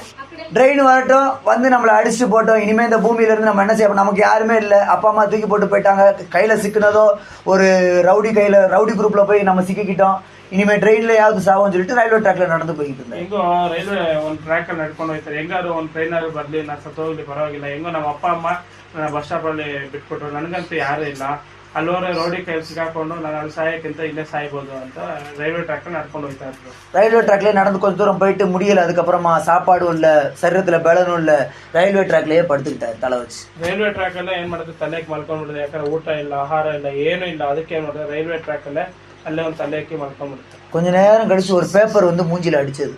ಸ್ವಲ್ಪ ಸಮಯವಾದ ನಂತರ ಒಂದು ಪೇಪರ್ ಬಂದು ಏನ್ ಮಾಡುತ್ತೆ, ಮುಖದ ಮೇಲೆ ಬಂದು ಹೊಡೆಯುತ್ತೆ. இது என்னப்பா பேப்பர் சொல்லி எடுத்து பார்த்தாரு. ಇದೇನಪ್ಪ ಇದು ಪೇಪರ್ ಅಂತ ಅದನ್ನ ಎತ್ತಿ ನೋಡುವಾಗ ஹிந்தி அவருக்கு வாசிக்க தான் தெரியும், எழுதுறதுக்கு தெரியாது. ஹிந்தி வாசிப்பாரு, ಓದಕ್ ಮಾತ್ರ ಗೊತ್ತು, ಆದ್ರೆ ಬರೆಯೋದಕ್ಕೆ ಗೊತ್ತಿಲ್ಲ. அப்ப எடுத்து படிக்க ஆரம்பிச்சாரு. ಅವಾಗ ಎತ್ತಿ ಏನ್ ಇದು ಪೇಪರ್ ಅಂತ ಎತ್ತಿ ಓದೋಕೆ ಪ್ರಾರಂಭ ಮಾಡಿದ್ರು. இயேசு உன்னை நேசிக்கிறார், ಯೇಸು ಸ್ವಾಮಿ ನಿಮ್ಮನ್ನು ಪ್ರೀತಿಸುತ್ತಾನೆ. ஹிந்தில இருக்குது. ಹಿಂದಿನಲ್ಲಿ ಏನಂತ, ಯೇಸು ಸ್ವಾಮಿ இயேசு உன்னை நேசிக்கிறார், இயேசு உன்னை நேசிக்கிறார், ಯೇಸು ನಿನ್ನನ್ನು ಪ್ರೀತಿಸುತ್ತಾನೆ ಅಂತ ಹಿಂದಿಯಲ್ಲಿ ಬರೆದಿರ್ತದೆ. அதை படிச்ச உடனே அவருடைய மனசு மாறிடுச்சு. ಅದನ್ನು ಓದಿದ ತನಕನೇ ಆ ಒಂದು ಕ್ಷಣ ಸಾಯ್ಬೇಕೆಂದಿರುವಂತ ಒಂದು ವ್ಯಕ್ತಿಯ ಮನಸ್ಸು ಬದಲಾಯಿತು. இந்த பூமியில எல்லாரும் என்ன வெறுக்கிறாங்களே, ಈ ಲೋಕದಲ್ಲಿ ಎಲ್ಲವೂ ನನ್ನ ತೊರೆಯುತ್ತಾರಲ್ವಾ, எங்க அப்பா அம்மா என்ன பத்தி அப்பா அம்மாவே வேணான்னு சொல்லி என்ன தூக்கி போட்டு போனாங்களே, ಎತ್ತಿರುವಂತ ಅಪ್ಪ ಅಮ್ಮನೇ ನನ್ಗೆ ಬೇಡ ಅಂತ ಎತ್ತಿ ಬಿಸಾಕ್ ಹೋಗಿದ್ದಾರಲ್ವಾ, என்ன வளர்த்தவங்க கூட இப்ப என்ன கொடுமைப்படுத்துறாங்களே, ನನ್ನ ಬೆಳೆಸೋರು ಕೂಡ ನನ್ಗೆ ಇವಾಗ ಈ ರೀತಿ ಬಿಟ್ಟಿದ್ದಾರಲ್ಲ, என்கிட்ட பாசமா பேசுறதுக்கு யாரும் இல்லையே, ನನ್ನ ಹತ್ರ ಪ್ರೀತಿಯಿಂದ ಮಾತಾಡಲು ಯಾರಿಲ್ಲ, இனிமே நான் இந்த பூமியில ஏன் இருக்கணும், ಇನ್ನು ಮುಂದೆ ನಾನು ಈ ಲೋಕದ ಮೇಲೆ ಏನಕ್ಕೆ ಇರಬೇಕು, செத்து போயிடலாம் சொல்லி ரயில்வே ட்ராக்ல படுத்திருந்தவருக்கு ஒரு டிராக்ஸ் கிடைக்குது, ஒரு பத்திரிக்கை கிடைக்குது, ஒரு பேப்பர். ಇನ್ನೇನ್ ಸತ್ತೋಗ್ಬೇಕಂತ ರೈಲ್ವೆ ಟ್ರ್ಯಾಕ್ ಅಲ್ಲಿ ಮಲಗಿರುವಂತ ಒಂದು ವ್ಯಕ್ತಿಗೆ ಆ ಒಂದು ಪೇಪರ್ ಸಿಗುತ್ತದೆ. அந்த பேப்பர்ல எழுதி இருக்குது இயேசு உன்னை நேசிக்கிறார். ಆ ಒಂದು ಪೇಪರ್ ಬರೆಯಲ್ಪಟ್ಟಿದೆ, ಯೇಸು ನಿಮ್ಮನ್ನು ಪ್ರೀತಿಸುತ್ತಾನೆ. அப்ப அதுக்கு கீழே எழுதி இருக்கிறதெல்லாம் படிச்சாரு. அது ಕೆಳಗಡೆ ಬರೆದಿರೋದೆಲ್ಲ ಓದ್ರು. அதுல எழுதி இருந்தது, அருமையான சகோதரனே, உனக்காக இயேசு 2000 வருடங்களுக்கு முன்னமே உனக்காக மரிச்சிட்டாரு. ಅಲ್ಲಿ ಬರೆಯಲ್ಪಟ್ಟಿದೆ, ಪ್ರೀತಿಯುಳ್ಳ ಒಂದು ಮನುಷ್ಯನೇ, ನಿನಗೋಸ್ಕರ ಯೇಸು ಸ್ವಾಮಿ 2000 ವರ್ಷಗಳಿಂದ ಮುಂಚೆನೆ ಸತ್ತಿದ್ದಾರೆ. இதெல்லாம் படிச்சதுக்கு அப்புறமா அதுக்கு கீழே பார்த்தா ஒரு சர்ச்சோட அட்ரஸ் எழுதி இருந்தது. ಇದೆಲ್ಲ ಹೋದ ನಂತರ ಅವ್ರು ಫುಲ್ ಕೆಳಗಡೆ ನೋಡುವಾಗ ಒಂದು ಸಭೆ ಚರ್ಚಿನ ಅಡ್ರೆಸ್ ಬರ್ತಿತ್ತು. அந்த அட்ரஸ்க்கு போய் நின்னாரு, அந்த ட்ராக்ஸ் எடுத்துட்டே போய் நின்னாரு, அந்த அட்ரஸ்ல போய் நின்னாரு. ಆ ಒಂದು ಟ್ರ್ಯಾಕ್ ಆ ಒಂದು ಪೇಪರ್ ಎತ್ಕೊಂಡು ಯಾವ ಅಡ್ರೆಸ್ ಅದೇ ಅಡ್ರೆಸ್ ಹುಡ್ಕೊಂಡು ಹೋಗಿ ಅಲ್ಲಿ ನಿಂತರು. அவரோட வாழ்க்கை, அவருடைய லைஃப்ல நடந்தது எல்லாத்தையும் அங்க இருக்கிற ஊழியக்காரர், அந்த சர்ச்சில் இருக்கிற அந்த பாஸ்டர் கிட்ட போய் சொன்னாரு. ಆ ಚರ್ಚಲ್ಲಿ ಇರುವಂತ ಒಂದು ಪಾಸ್ಟರ್ ಹತ್ರ ತನ್ನ ಜೀವಿತದಲ್ಲಿ ಏನೇನೆಲ್ಲ ನಡೆಯುತ್ತೆ ಎಂಬುದನ್ನು ಸಾಕ್ಷಿ ಹೇಳಿದರು. அவங்க இவருக்கு நல்ல சுவிசேஷம் சொல்லி சபையில சர்ச்சிலேயே வச்சுக்கிட்டாங்க. ಅವರು ಒಳ್ಳೆ ಸುವಾರ್ತೆಯನ್ನೆಲ್ಲ ಹೇಳಿ ಒಂದು ಚರ್ಚಲ್ಲೇ ಇಟ್ಕೊಂಡ್ರು ಅವನ್ನ. இயேசு எப்படி சந்திச்சார் அவரை? ಯೇಸು ಸ್ವಾಮಿ ಹೇಗೆ ಅವರನ್ನ ಸಂಧಿಸಿದ್ರು? இயேசு எப்படி சந்திச்சார்? ಯೇಸು ಸ್ವಾಮಿ ಹೇಗೆ ಸಂಧಿಸಿದ್ರು? ஒரு பேப்பர்ல எழுதி இருந்த அந்த வார்த்தையின் மூலமாக. ನೋಡಿ, ಇನ್ನೇನು ಸಾಯ್ಬೇಕು ಆ ವ್ಯಕ್ತಿ, ಇಲ್ಲ ಇನ್ ಟ್ರೈನ್ ಬಂದೇ ಬರುತ್ತೆ, ತಲೆ ಎತ್ಕೊಂಡು ಹೋಗಿ ಟ್ರ್ಯಾಕ್ ಅಲ್ಲಿ ಇಕ್ಕಿದ್ದಾನೆ, ಇಕ್ಕಿ ಇನ್ನೇನು ಸಾಯ್ಬೇಕಂದಿರುವಂತ ಒಂದು ವ್ಯಕ್ತಿಗೆ ಯೇಸು ಸ್ವಾಮಿ ಒಂದೇ ಒಂದು ಹಾಳೆ ಒಂದು ಪೇಪರಿನ ಮುಖಾಂತರ ಆ ಪೇಪರ್ ಅಲ್ಲಿ ಬರೆದಿರುವಂತ ಒಂದೇ ಒಂದು ವಾಕ್ಯ, ಯೇಸು ನಿನ್ನ ಪ್ರೀತಿಸ್ತಾನೆ, ಅದರಿಂದ ಆ ಒಂದು ಮನುಷ್ಯನನ್ನು ಬದಲಾಯಿಸಿ. அந்த வார்த்தைக்கு எவ்வளவு வல்லமை இருக்குது பாத்தீங்களா? ಆ ಒಂದು ದೇವರ ವಾಕ್ಯಕ್ಕೆ ಎಷ್ಟು ಒಂದು ದೊಡ್ಡ ಬಲವಿದೆ ಅಂತ ಗೊತ್ತಾಗುತ್ತೆ. நமக்கு இதை படிக்கிறதுக்கு போர் அடிக்கலாம், ನಾವು ಇದನ್ನು ಓದೋದಕ್ಕೆ ಒಂದು ಬೋರ್ ಆಗಿರ್ಬೋದು. இதை திறந்து பாக்குறதுக்கு சிலருக்கு திறந்து பார்த்து ஒரு 2 வசனம் படிச்ச உடனே 3வது வசனத்திலே தூங்கிடுவாங்க. ಇದನ್ನು ಎತ್ಕೊಂಡು 1 ವರ್ಷ 2 ವರ್ಷ 3 ವರ್ಷ ಓದುವಾಗೆ ಏನ್ ಮಾಡ್ಬಿಡ್ತೀವಿ, ನಿದ್ದೆ ಮಾಡ್ಬಿಡ್ತೇವೆ. நீங்க இந்த பைபிளை படிக்கும் போது, இந்த பைபிளை திறக்கும் போது, இதுல இருந்து ஆண்டவர் என்கிட்ட பேச போறாருன்னு சொல்லி ரொம்ப சார்பா உட்கார்ந்து படிக்கணும். ವಾಕ್ಯವನ್ನು ನೀವು ಎತ್ತಿ ಓದುವಾಗ ದೇವರು ಇವತ್ತು ನನ್ನ ಹತ್ರ ಮಾತಾಡ್ತಾನೆ, ಈ ವಾಕ್ಯದಿಂದ ಮಾತಾಡ್ತಾರೆ ಅಂತ ನಂಬಿಕೆಯಿಂದ ನೀವೇನ್ ಮಾಡ್ಬೇಕು, ಓದ್ಬೇಕು. ஆண்டவர் இந்த வசனத்தின் மூலமா என்கிட்ட பேச போறார், ஏதோ சொல்ல வாரார் அப்படின்னு சொல்லி ஒரு எதிர்பார்ப்போட நம்ம படிக்கணும். ದೇವರು ಈ ವಾಕ್ಯದಿಂದ ಏನೋ ನನ್ನ ಹತ್ರ ಮಾತಾಡ್ತಾರೆ, ನನ್ನ ಹತ್ರ ಏನೋ ಹೇಳೋದಕ್ಕೆ ಬರ್ತಾರೆ ಎಂಬ ನಂಬಿಕೆಯಿಂದ ನೀವು ಓದ್ಬೇಕು. நீங்க திறந்து படிச்சு பாருங்க. ಆ ರೀತಿಯಾಗಿ ನೀವು ತೆಗೆದು ಓದುವಾಗ இருக்கிற ஒவ்வொரு வசனமும் உங்ககிட்ட பேசிட்டு வரும். ಇರುವಂತ ಒಂದು ವಚನ ನಿಮ್ಮ ಬಳಿ ಮಾತಾಡಲು ತೊಡಗಿಸುತ್ತದೆ. உங்க வாழ்க்கையில என்னென்ன நடக்குதோ, இனி என்ன நடக்க போகுதோ எல்லாத்தையும் இந்த வசனம் உங்களுக்கு சொல்லி கொடுக்கும். ನಿಮ್ಮ ಜೀವಿತದಲ್ಲಿ ಏನ್ ನಡೆಯುತ್ತದೋ, ಏನೇನೆಲ್ಲ ನಡೆಯುತ್ತದೋ ಅದೆಲ್ಲ ಕೂಡ ಹೇಳಿಕೊಡುತ್ತದೆ. அப்ப இந்த வசனத்தை நம்ம நேசிக்கணும். ಅದಾದ್ರಿಂದ ಈ ಒಂದು ವಾಕ್ಯವನ್ನು ನಾವು ಪ್ರೀತಿಸಬೇಕು. அந்த ஊழியக்கார் பாருங்க, அதுக்கு பிற்பாடு அங்க இருந்து ரட்சிக்கப்பட்டு 3 வருஷம் சபையிலேயே இருந்து பிற்பாடு முழு நேர ஊழியத்துக்காக தன்னை ஒப்பு கொடுத்து ஊழியத்துக்கு வந்திருக்கிறார். ಅಲ್ಲಿಂದ ರಕ್ಷಣೆ ಹೊಂದಿ 3 ವರ್ಷ ಅದೇ ಸಭೆಯಲ್ಲಿದ್ದು ಮತ್ತೆ ತನ್ನ ಜೀವಿತವನ್ನೆಲ್ಲ ಸೇವೆಗೋಸ್ಕರ ಒಪ್ಪಿಸಿ ಮತ್ತೆ ಸೇವೆಗೋಸ್ಕರ ಬಂದರು. எனக்கு தெரிஞ்சு இப்ப கடைசியா அவர் வந்து திருச்சியில ஊழியம் பண்ணிக்கிட்டு இருந்தார். ನಮಗೆ ಗೊತ್ತಿರೋ ಪ್ರಕಾರ ಅವರು ಕೊನೆಯದಾಗಿ ತಿರ್ಚಿಯಲ್ಲಿ ಏನ್ ಮಾಡ್ತಾರೆ, ಸೇವೆ ಮಾಡ್ತಾರೆ. கர்த்தருக்கு ஸ்தோத்திரம், ದೇವರ ಸ್ತೋತ್ರ. அப்ப பாருங்க, ஆண்டவர் வந்து இந்த வார்த்தையின் மூலமாக ஒரு மனிதனுடைய வாழ்க்கையவே திருப்பி போட்டு விடுகிறார். ಯಾರಿಗೂ ಬೇಡದಂತ ಒಂದು ಮನುಷ್ಯ, ತಾಯಿ ತಂದೆ ಬಿಟ್ಟಂತ ಮನುಷ್ಯ, ಅನೇಕ ರೌಡಿಗಳ ಮಧ್ಯದಲ್ಲಿ ಇದ್ದು ಕಷ್ಟವನ್ನು ಪಟ್ಟಂತ ಮನುಷ್ಯ, ಇನ್ನೇನ್ ಸಾಯ್ಬೇಕು ಎಂಬ ರೈಲ್ವೆ ಟ್ರ್ಯಾಕ್ ಅಲ್ಲಿ ಇದ್ದಂತ ಮನುಷ್ಯನನ್ನು ಈ ಒಂದು ವಾಕ್ಯದ ಮುಖಾಂತರ ಬದಲಾಯಿಸೋದು ದೇವರ. அப்ப ஆண்டவருடைய வார்த்தைக்கு நம்ம முக்கியத்துவம் கொடுக்கணும். ನೋಡಿ, ಆ ವಾಕ್ಯಕ್ಕೆ ನಾವೇನ್ ಮಾಡ್ಬೇಕು, ಮುಖ್ಯತ್ವವನ್ನು ಕೊಡ್ಬೇಕು. ಏನಕ್ಕೋಸ್ಕರ ತನ್ನ ಜೀವವನ್ನೇ ಕಾಪಾಡಿದೆ ಆ ವಾಕ್ಯವಾಗಿ. உங்க எல்லாருக்கும் நான் ஒரு ஒரு ஒரு ஒரு புத்திமதியா ஒரு அட்வைஸா நான் சொல்லி கொடுக்குறேன். ನಿಮ್ಮೆಲ್ಲರಿಗೂ ಒಂದು ಬುದ್ಧಿಯ ಮುಖಾಂತರ ಒಂದು ವಾಕ್ಯವನ್ನು, ಒಂದು ಕಾರ್ಯವನ್ನು ಹೇಳ್ಕೊಡ್ತೇನೆ. ஐயா, எங்களுக்கு இதெல்லாம் படிக்கிறதுக்கு டைம் இல்ல, எங்களுக்கு இதெல்லாம் படிக்கிறதுக்கு டைம் இல்ல, ಇದೆಲ್ಲ ನನಗೆ ಓದೋದಕ್ಕೆ ಸಮಯವಿಲ್ಲ, அப்படி படிக்கக்கூடிய ஞானமும் எங்களுக்கு கிடையாது, ಅದು ಓದುವಂತ ಒಂದು ಜ್ಞಾನವೂ ನನಗಿಲ್ಲ, அப்படி நீங்க நினைக்கிறீங்களா? ಆ ರೀತಿಯಾಗಿ ನೀವು ನೆನೆಸ್ತೀರಾ? அப்படி யோசிக்கிறீங்களா? ಆ ರೀತಿಯಾಗಿ ಯೋಚನೆ ಮಾಡ್ತೀರಾ? உங்களுக்கு நல்ல ஒரு ஐடியா கொடுக்குறேன். ನಿಮ್ಗೆ ಒಳ್ಳೆ ಒಂದು ಐಡಿಯಾ ಕೊಡ್ತೇನೆ. காலையில ஒரு 5 மணிக்கு ஒரு போன் வரும். ಬೆಳಿಗ್ಗೆ ಒಂದು 5 ಗಂಟೆ ಒಂದು ಫೋನ್ ಬರುತ್ತದೆ. அந்த போனை அட்டென்ட் பண்ணி காதுல வச்சுக்கோங்க. ಆ ಫೋನ್ ನ ಅಟೆಂಡ್ ಮಾಡಿ ಕಿವಿಯಲ್ಲಿ ಇಟ್ಕೊಳ್ಳಿ. நல்லா முகம் கழுவி ஷார்ப்பா வந்து உட்காந்து ஆண்டவர் என்கிட்ட பேச போறார் அப்படின்னு சொல்லி ஷார்ப்பா வந்து உட்காந்து போனை ஆன் பண்ணி லவுட் ஸ்பீக்கர்ல போட்டு முன்னால வச்சுக்கோங்க. ಯಾರಿಗೂ ಓದಕ್ ಬರಲ್ಲ, ನನಗೆ ಆ ಒಂದು ಜ್ಞಾನ ಇಲ್ಲ, ನನಗೆ ಓದಕ್ಕೆ ಇಲ್ಲ, ಸಮಯ ಇಲ್ಲ, ನಾವು ಓದಕ್ ಸಾಧ್ಯ ಇಲ್ಲ, ವಾಕ್ಯ ಓದಕ್ ಸಾಧ್ಯ ಇಲ್ಲ ಅಂತ ಅನ್ಕೊಂತೀರಾ, ಬೆಳಗ್ಗೆ 5 ಗಂಟೆಗೆ ಮುಖ ಎಲ್ಲ ತೊಳೆದು ಸಿದ್ಧರಾಗಿ ಆ ಒಂದು ಕಾಲ್ ಬರುತ್ತೆ ನಿಮ್ಗೆ. ನೀವೇನ್ ಮಾಡಿ, ಕಿವಿಯಲ್ಲಿ ಇಟ್ಕೊಂಡು ಇವತ್ತು ದೇವರು ಈ ಒಂದು ಪ್ರಾರ್ಥನೆ ಮುಖಾಂತರ, ಈ ಒಂದು 5 ಗಂಟೆಗೆ ಈ ಒಂದು ಕಾಲಿನ ಮುಖಾಂತರ ಮಾತಾಡ್ತಾನೆ ಅಂತ டெய்லி தினமும் ஆண்டவர் உங்களோட பேசுவார். ಡೈಲಿ ದೇವರು ಅವರ ಮುಖಾಂತರ ನಿಮ್ಮ ಹತ್ರ ಮಾತಾಡ್ತಾರೆ.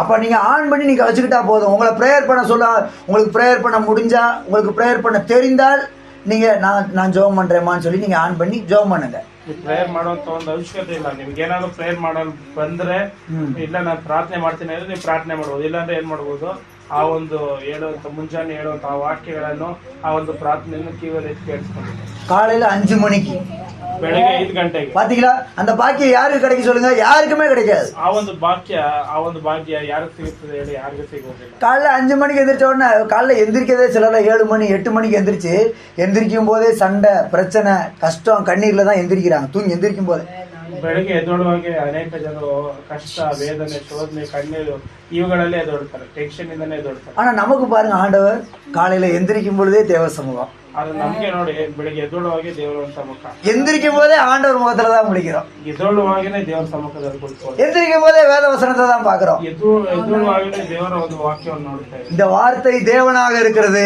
ಈ ಒಂದು ವಾಕ್ಯವು ದೇವರಾಗಿದೆ. உங்களுக்கு வார்த்தை தெரியல, எனக்கு இதெல்லாம் எப்படி படிக்கணும் தெரியாது, எனக்கு ஞானம் கிடையாது அப்படிலாம் சொல்றீங்கன்னா, நீங்க அந்த பிரேயர்ல 5 மணிக்கு காலையில அம்மா கிட்ட ஒரு நம்பர், அவங்ககிட்ட நம்பர் கொடுங்க, அம்மா கால் பண்ணுவாங்க. காலையில அந்த பிரேயர்ல அட்டென்ட் பண்ணுங்க. ನೀವು ವಾಕ್ಯ ಓದೋಕ್ ಸಮಯ ಇಲ್ಲ ಒಂದು ಜ್ಞಾನ ಇಲ್ಲ, ವಾಕ್ಯ ಓದೋಕ್ ಆಗೋದಿಲ್ಲ, ಈ ರೀತಿಯ ಸಮಸ್ಯೆಗಳಿದ್ರೆ ನೀವು ನಿಮ್ಮ ನಂಬರ್ ಅನ್ನು ಅಮ್ಮ ಹತ್ರ ಕೊಡಿ. ಮುಂಜಾನೆ 5 ಗಂಟೆಗೆ ಪ್ರೇಯರ್ ಮಾಡಲು ಕನೆಕ್ಟ್ ಮಾಡಿ. ஆண்டவர் பெரிய ஒரு சமாதானத்தை, சந்தோஷத்தை கொடுப்பார். ದೇವರು ಒಂದು ದೊಡ್ಡ ಸಮಾಧಾನವನ್ನು, ಸಂತೋಷವನ್ನು ದಯಪಾಡಿ. அந்த நாள் முழுதும் உங்களுக்கு இளைப்பாறுதலா போகும், அமைதியா போகும். ಆ ಒಂದು ದಿವಸವೆಲ್ಲ ಒಂದು ಸಮಾಧಾನದಿಂದ, ಸಂತೋಷದಿಂದ ಹೋಗುತ್ತದೆ. இது இப்படிலாம் நான் அதை குறித்து அட்வர்டைஸ்மெண்ட் பண்றதை விட, நீங்க அதுல ஜாயின் பண்ணதுக்கு பிற்பாடு நீங்க சொல்லணும். அதான் உணர்ச்சி. அதுல தான் எழுப்புதல் உண்டாகும். ಟಿವಿಲಿ ಅಡ್ವರ್ಟೈಸ್ಮೆಂಟ್ ಬರ್ತಾವಲ್ಲ, ಆ ತರ ಅವಾಗ ಹೇಳಿ ನಿಮ್ಗೆ ಅಡ್ವರ್ಟೈಸ್ಮೆಂಟ್ ಕೊಡೋಕ್ಕಿಂತ ನೀವು ಮುಂಜಾನೆ ಎದ್ದು ಒಂದು ಸಾರಿ ಆ ಒಂದು ಫೋನ್ ಕಾಲ್ ಅಟೆಂಡ್ ಮಾಡಿ ದೇವರ ಆಶೀರ್ವಾದ ಮಾಡಿ. நல்லா சுட பிரியாணி எடுத்துக்கொண்டு வந்து, நான் மட்டும் தனியாக அங்கிட்டு போய் நல்லா சாப்பிட்டு வந்துட்டு, பிரியாணி எவ்வளவு சூப்பரா இருந்தது தெரியுமா, நீங்களாம் சாப்பிட்டீங்கன்னா தான் தெரியும், உங்களுக்கு அந்த பிரியாணியை குறிச்சே தெரியாது, அவ்வளவு சூப்பரா இருந்தது அப்படிலாம் சொல்லி அந்த பிரியாணியை குறித்து நான் உங்களுக்கு சொன்னா, உங்களுக்கு பிரியாணி சாப்பிட்ட மாதிரி ஆயிருமா? ಬಿಸಿ ಬಿರಿಯಾನಿ ಮುಂಜಾನೆ ಎದ್ದು ನಾನ್ ಮಾತ್ರ ಏನ್ ಮಾಡೋದು, ಸಪ್ರೇಟ್ ಆಗಿ ಹೋಗಿ ದಿಲೀಪ್ ತರ ಸಪ್ರೇಟ್ ಆಗಿ ಹೋಗಿ ಏನ್ ಮಾಡಿ ಸಪ್ರೇಟ್ ಆಗಿ ಯಾರಿಗೂ ಕೊಡದಿರ ಇಟ್ಕೊಂಡು ಆ ಬಿಸಿ ಬಿರಿಯಾನಿ ವಾಸನೆ ಮಾತ್ರ ನಿಮ್ಗೆ ಬರ್ತಾ ಇರುತ್ತೆ. ನೀವು ವಾಸನೆ ಮಾತ್ರ ತಕೊಳ್ಳಿ, ಬಿರಿಯಾನಿ ಮಾತ್ರ ನಾಡ್ತಿದ್ದೀನಿ, ಅದು ತಿಂತಾರೆ ಹೇಗಿರುತ್ತೆ ಹೇಳಿ? அதுல உங்களுக்கு பிரியாணி சாப்பிட்ட மாதிரி திருப்தியா இருக்குமா? ಆ ಬಿರಿಯಾನಿ ತಿಂದಂಗ ಆಗುತ್ತಾ ನಿಮ್ಗೆ? உங்களுக்கு நான் கையில வாங்கி கொடுத்து நீங்க சாப்பிட்டு உங்க வயிறு நிறைஞ்சதுக்கு அப்புறம், பிரதர் நீங்க வாங்கி கொடுத்த பிரியாணி சூப்பரா இருந்தது பிரதர் சொல்லுவீங்க பாருங்க. அப்பதான் உங்களுக்கு அந்த பிரியாணியோட டேஸ்டே தெரியும். ಅದು ಯಾವಾಗ ನಿಮ್ಮ ಕೈಯಲ್ಲಿ ಕೊಟ್ಟು ಆ ಬಿರಿಯಾನಿ ನೀವ್ ಯಾವಾಗ ತಿಂತೀವ ಅವಾಗ ಒಂದು ಟೇಸ್ಟ್ ಅನ್ನು ಗೊತ್ತಾಗುತ್ತೆ. ಯಾಕಂದ್ರೆ ಮತ್ತೊಬ್ಬರು ತಿಂದು ಆ ವಾಸನೆ ಮಾತ್ರ ನೋಡಿದ್ರೆ ಹೊಟ್ಟೆ ತುಂಬುತ್ತಾ? ಇಲ್ಲ. ಯಾವಾಗ ಆ ಒಂದು ಬಿಸಿ ಬಿರಿಯಾನಿ ನೀವು ಟೇಸ್ಟ್ ನೋಡಿ ಅದನ್ನ ತಿಂತೀರಾ, ಅವಾಗ ನಿಮ್ಗೆ ಆ ರುಚಿಯನ್ನು ಗೊತ್ತಾಗುತ್ತೆ. டெய்லி காலையில 5 மணிக்கெல்லாம் ஆண்டவர் பிரியாணி மாதிரி அவருடைய வார்த்தையை நமக்கு கொடுக்கிறார். ಡೈಲಿ ಬೆಳಿಗ್ಗೆ 5 ಗಂಟೆಗೆ ಒಂದು ಬಿರಿಯಾನಿಯ ರೀತಿಯಲ್ಲಿ ಏನ್ ಮಾಡ್ತಾರೆ, ಆ ವಾಕ್ಯವನ್ನು ನಿಮ್ಗೆ ಕೊಡ್ತಾರೆ. நீங்க அதை எடுத்து அதை நீங்க அனுபவிச்சாதான், அந்த நாள் முழுவதும் இருக்கிற அந்த சந்தோஷத்தை, நிம்மதியை நீங்க அனுபவிச்சாதான் உங்களுக்கு அதோட டேஸ்ட் தெரியும். ನೀವು ಯಾವಾಗ ಮುಂಜಾನೆ ಎದ್ದು ಆ ವಾಕ್ಯವನ್ನು ಕೇಳುತ್ತಾ ನೀವು ಅನುಭವಿಸಿದ್ರೆ ಮಾತ್ರ ಆ ಒಂದು ರುಚಿಯನ್ನು ಕಂಡುಕೊಳ್ಳುತ್ತೀರಾ. இந்த இயேசுவை அனுபவிச்சவங்க தான் அவரை குறிச்சு அவருடைய காரியங்களை குறித்து சொல்ல முடியும். ಯೇಸು ಸ್ವಾಮಿಯನ್ನು ಯಾರು ಆತನ ಕಾರ್ಯಗಳನ್ನೆಲ್ಲ ಅನುಭವಿಸಿದಾರೋ ಅವರೇ ಆತನ ಬಗ್ಗೆ ಹೇಳೋದಕ್ಕೆ ಸಾಧ್ಯ ಇಲ್ಲ. அவர் இயேசு நல்லவர், இயேசு உங்களுக்கு அற்புதம் செய்வார், இயேசு உங்களுக்கு அதிசயம் செய்வார் அப்படின்னு சொல்லி நான் சொல்லிட்டு போயிடலாம். ಯೇಸು ಸ್ವಾಮಿ ಒಳ್ಳೆಯವನು, ಆತನ ಅದ್ಭುತವನ್ನು ಮಾಡ್ತಾನೆ, ಅತಿಶಯ ಮಾಡ್ತಾನೆ ಅಂತ ಹೇಳಿ ನಾವು ಹೋಗ್ಬಿಡ್ಬೋದು.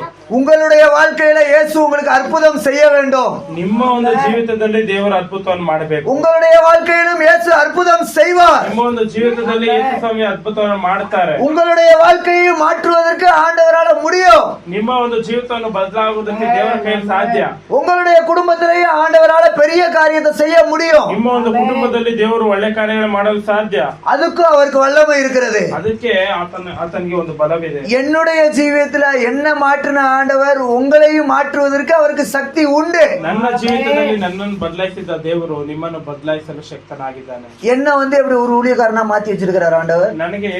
ನನ್ನನ್ನು ಹೇಗೆ ಒಂದು ಸೇವಕನಾಗಿ ಮಾರ್ಪಡಿಸಿದ್ದಾರೆ. இனியார என்ன ஆண்டவர் பிடிக்கல அப்படின்னா நான் இனியார எங்கேயோ இருந்திருப்பேனே. ನನ್ನನ್ನೇನಾದ್ರೂ ದೇವರ ಸೇವಕನಾಗಿ ಹಿಡಿದಿಲ್ಲ ಅಂದ್ರೆ ನಾನು ಎಲ್ಲೋ ಇರಬೇಕಾಗಿತ್ತು. வார்த்தையாய் இருந்த தேவன் என்னையும் ஒரு நாள் சந்தித்தார். ಆ ವಾಕ್ಯ ಎಂಬ ದೇವರು ನನ್ನನ್ನು ಒಂದಿನ ಸಂಧಿಸಿದ್ದಾರೆ. அதே தேவன் உங்களையும் இன்றைக்கு சந்திக்கிறார். ಅದೇ ದೇವರು ನಿಮಗೂ ಇವತ್ತು ಸಂಧಿಸುವಂತರಾಗಿದ್ದಾರೆ. வார்த்தையாக இருக்கிற தேவன், ವಾಕ್ಯವಾಗಿರುವಂತ ದೇವರು. இவர் வார்த்தையில வார்த்தையாக தான் அவர் இருக்கிறார். ಅವರು ವಾಕ್ಯವಾಗೇ ಇದ್ದಾರೆ. இந்த வார்த்தையை யார் யாரெல்லாம் நம்புறாங்களோ, ಈ ವಾಕ್ಯವನ್ನು ಯಾರೆಲ್ಲ ನಂಬುತ್ತೇವೋ, என்னை விசுவாசிக்கிறவன் என்னை விட பெரிய காரியங்களை செய்வான் என்று சொன்னார். ನನ್ನಲ್ಲಿ ನಂಬಿಕೆ ಇಡುವವನು ನನಗಿಂತ ದೊಡ್ಡ ಕಾರ್ಯಗಳನ್ನು ಮಾಡುತ್ತಾನೆ ಅಂತ ವಾಕ್ಯ ಹೇಳ್ತದೆ. நீங்க விசுவாசிக்கிறீங்களா? ನೀವು ನಂಬುತ್ತೀರಾ? இயேசுவை விசுவாசிக்கிறீங்களா? ಯೇಸು ಸ್ವಾಮಿ ನಂಬುತ್ತೀರಾ? இந்த இயேசுவால் அற்புதம் செய்ய முடியும் விசுவாசிக்கிறீங்களா? ಯೇಸು ಸ್ವಾಮಿ ಮುಖಾಂತರ ಅದ್ಭುತವನ್ನು ಮಾಡ್ತಾರೆ ಅಂತ ನಂಬುತ್ತೀರಾ? இந்த இயேசுவால உங்க குடும்பத்துல இருக்கிற பிரச்சனையை தீர்க்க முடியும் விசுவாசிக்கிறீங்களா? ಯೇಸು ಸ್ವಾಮಿಯಿಂದ ನಮ್ಮ ಕುಟುಂಬದ ಜೀವಿತವನ್ನು ಬದಲಾಯಿಸ್ತಾರೆ ಅಂತ ನಂಬಿಕೆ ಹೇಳ್ತೀರಾ? இந்த இயேசு சாமி நிமித்தமாக உங்க முழு குடும்பமும் இந்த இடத்துக்குள்ள வந்து நிக்கின்ற விசுவாசிக்கிறீங்களா? ಯೇಸು ಸ್ವಾಮಿಯ ಮುಖಾಂತರ ಇಡೀ ನಮ್ಮ ಕುಟುಂಬ ಇಲ್ಲಿ ಆತನ ಬಳಿಗೆ ಬಂದು ನಿಲ್ಲುತ್ತೇವೆ ಅಂತ ನಂಬುತ್ತೀರಾ? விசுவாசியுங்கள். விசுவாசிக்கிறவன் தேவனுடைய மகிமையை காண்பான். ನಂಬಿಕೆ ಇಡುವವನು ದೇವರ ಮಹಿಮೆಯನ್ನು ಕಂಡುಕೊಳ್ಳುತ್ತಾರೆ. இன்னைக்கு விசுவாசிங்க. ಇವತ್ತು ವಿಶ್ವಾಸ ಹೇಳಿ, ஆண்டவரே உன் மேல நான் முழு நம்பிக்கையா இருக்கிறேன் ராஜா. ದೇವರೇ ನಿನ್ನ ಮೇಲೆ ನಾನು ಸಂಪೂರ್ಣವಾದ ನಂಬಿಕೆ ನೆಟ್ಟಿದ್ದೇನೆ ಸ್ವಾಮಿ. நிச்சயமாய் நீர் என்னை என்னுடைய குடும்பத்தை உங்களுடைய பாதத்துல இழுத்துட்டு வருவீர். ನೀನು ನಿಜವಾಗ್ಲೂ ನೀನು ನನ್ನನ್ನು ನನ್ನ ಕುಟುಂಬವನ್ನು ದೇವರ ಒಂದು ಪಾದದಲ್ಲಿ ಕರೆದುಕೊಂಡು ಬರ್ತೀನಿ. நம்ம என்ன நினைப்போம் தெரியுமா? நம்ம என்ன யோசிப்போம் தெரியுமா? ನಾವ್ ಏನ್ ಯೋಚನೆ ಮಾಡ್ತೇವೆ ಗೊತ್ತಾ? வெளியில ஒரு மனுஷனோட லைஃப பார்ப்போம். ಹೊರಗಡೆ ಒಂದು ಮನುಷ್ಯನ ಒಂದು ಲೈಫ್ ಅನ್ನು ನೋಡ್ತೇವೆ. இவனை திருத்தவே முடியாது, ಇವನನ್ನು ಬದಲಾಯಿಸಲೇ ಸಾಧ್ಯ ಇಲ್ಲ, இவனை யாராலையும் மாத்த முடியாது, ಯಾರ ಮುಖಾಂತರ ಇವನನ್ನು ಬದಲಾಯಿಸಲಿಕ್ಕೆ ಸಾಧ್ಯ ಇಲ್ಲ, இப்படிலாம் சொல்லி வெளிப்பிரகாரமா நம்ம பார்த்து நம்மளே வந்து ஒரு முடிவு எடுத்துக்கிறோம். ಹೀಗೆ ಹೊರಗಿನ ಮುಖಾಂತರ ನಾವು ನೋಡಿ ಒಂದು ಮನುಷ್ಯನ ಅಲ್ಲೇ ನಾವು ತೀರ್ಮಾನ ಮಾಡ್ಬೋದು, ಇವನ್ ಬದಲಾಗಲ್ಲ, ಇವನ್ನ ಬದಲಾಯಿಸಕ್ಕೆ ಯಾರ ಕೆಲಸ ಸಾಧ್ಯ ಇಲ್ಲ, ಯಾಕಂದ್ರೆ ಲೋಕದ ಕಾರ್ಯಗಳನ್ನ ನೋಡಿ ನಾವು ಆ ರೀತಿಯಾಗಿ ಹೇಳ್ತೇವೆ. இந்த தெங்கனி கோட்டையில ஒரு ஒரு மாசத்துக்கு முன்னால இருக்கும், நான் மெசேஜ் எடுத்துட்டு இருக்கும்போது ஒருத்தர் என்ன பண்ணிட்டாரு தெரியுமா? வாசல்ல வந்து தண்ணி போட்டு ஓய் வாடா வெடிய அப்படின்னு சொல்லி என்னை கூப்பிட்டாரு. ಈ ಒಂದು ತಮಿಳ್ನಾಡು ಅಲ್ಲಿ ನಮ್ ಚರ್ಚ್ ಇದೆಯಲ್ಲ, ತಮಿಳ್ನಾಡು ದಗ್ನಿಕೋಟೆಯಲ್ಲಿ ಅಲ್ಲಿ ಒಂದ್ ದಿವಸ ವಾಕ್ಯವನ್ನು ಕೊಡುವಾಗ ಒಂದ್ ಹಬ್ಬ ಕುಡಿದ್ಬಿಟ್ಟು ಬಂದ್ಬಿಟ್ಟು, ಹೇಯ್ ಯಾರಲ್ಲಿ ಬರಲ್ಲ, ಆಚೆ ಬರ, ಹೊರಗಡೆ ಬರ ಅಂತ ಗದರಿಸ್ತ. நீ பேசாத, வெளியே வா வெளியே வந்து பேசு, ಮಾತಾಡಿ ಸಾಕು, ನೀನ್ ಮಾತಾಡ್ಬೇಡ, ಆಚೆ ಬಂದ್ ಮಾತಾಡ, ಬರ ಇಲ್ಲೇ இருங்க வாரேன், ஒன்றும் பிரச்சனை இல்லை, நான் இதை முடிச்சுட்டு வரேன்னு சொல்லி நான் சொல்லிக்கிட்டு இருக்கேன். ಇದು ಬರ್ತೇವೆ ಒಂದ್ ನಿಮಿಷ, ಇದು ವಾಕ್ಯವನ್ನು ಮುಗಿಸ್ಬಿಟ್ಟು ಬರ್ತೇನೆ ಅಂತ ಹೇಳ್ತೇವೆ.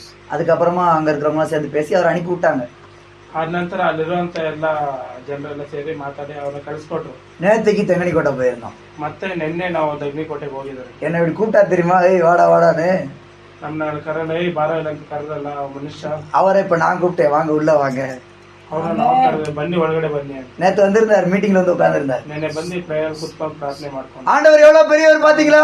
ದೇವರು ಗೊತ್ತಾ? நம்முடைய தேவன் எவ்வளவு பெரியவர். ನಮ್ಮ ದೇವರು ಎಷ್ಟು ದೊಡ್ಡವರು ಗೊತ್ತಾ? யாரெல்லாம் நமக்கு விரோதமா இருக்கிறார்களோ, யாரெல்லாம் மாற மாட்டாங்கன்னு சொல்லி நம்ம மனசுல நினைக்கிறோமோ, அவர்களை மாற்றக்கூடிய சக்தி ஆண்டவருக்கு உண்டு.